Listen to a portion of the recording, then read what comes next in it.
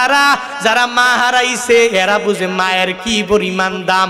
ময়দান থেকে বাড়ি যাওয়ার পরে যখন মা দুনিয়ায় নাই, বাড়ি যাওয়ার পরে মাকে যখন পায় না, তখন স্ত্রীরে বারবার বারবার ডাক দেয়। এরপরেও দেখবেন দরওয়াজা খুলতে কি পরিমাণ দেরি হয়। অথচ ছোটবেলায় যখন মা দুনিয়াতে বেঁচে ছিল, একটু ওয়াজ মাহফিল শুনে শুনে যখন বাড়ি যাইতো, ওই মায়ের কাছে যাইয়া ওই দরওয়াজায় করা নাড়তো। একবার যদি ডাকতো, মা তোমার ছেলে বয়ান শুনে তোমার মানিক তোমার দরওয়াজায় হাজির হয়েছে, ও মা তুমি দরওয়াজাটা খুলে দাও। একটা বার বলতে দেরি, মা সাথে সাথে ঘুম থেকে জেগে যায়, দরওয়াজাটা খুলে খুলে এরপরে মা তারে বুকে নিয়ে নিয়ে ঘুমাইতে যায়। ওদিনও এক বক্তার সাথে আমার মোলাকাত হয়ে গেল, কথাবার্তা বলে। উনি বলতে লাগলো, জুনায়েদ ভাই, মা আমারে এত পরিমাণ মোহাব্বত করে, এত পরিমাণ ভালোবাসে, মায়ের দোয়া নিয়ে এত পরিমাণ বক্তা আমি হয়েছি।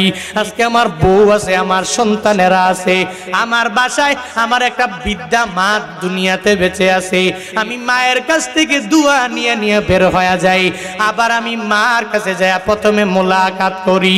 আমার বউ ঘুমায়, আমার সন্তানেরা পর্যন্ত ঘুমায়, কিন্তু আমার জনম দুঃখিনী মা, ওই মাটা ঘুমায় না। আমি বাড়ি যাওয়ার পরে প্রথমে যখন মারে ডাক দেই, আমার বউ উঠে না, আমার সন্তানেরা উঠে না।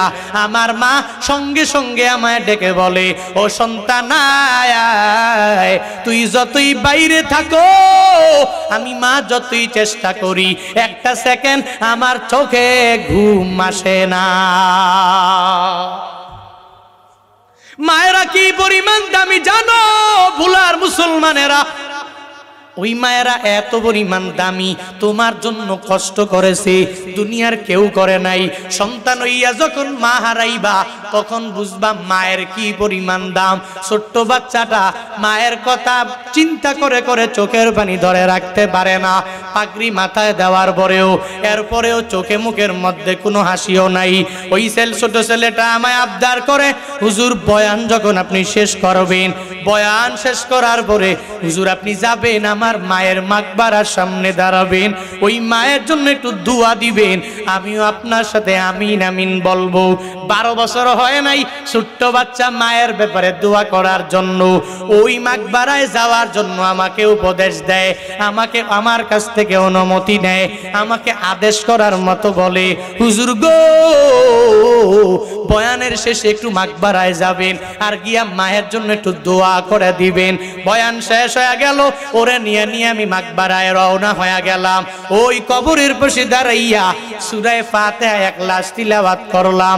আমি বললাম, দুনিয়াতে কত মাকবারার সামনে দাঁড়াইয়া আমি মুনাজাত দিয়েছি, আজকে মুনাজাত আমি দিব না, এখানে মুনাজাত দিবে এই যে মা দুনিয়া থেকে বিদায় নিয়ে চলে গেল। ওই মায়ের ছেলেটা সদ্য হাফেজে কোরআন হইয়া এখনো মাথা থেকে পাগড়িটা পর্যন্ত খুলে নাই। ওই ছেলেটা তার মায়ের জন্য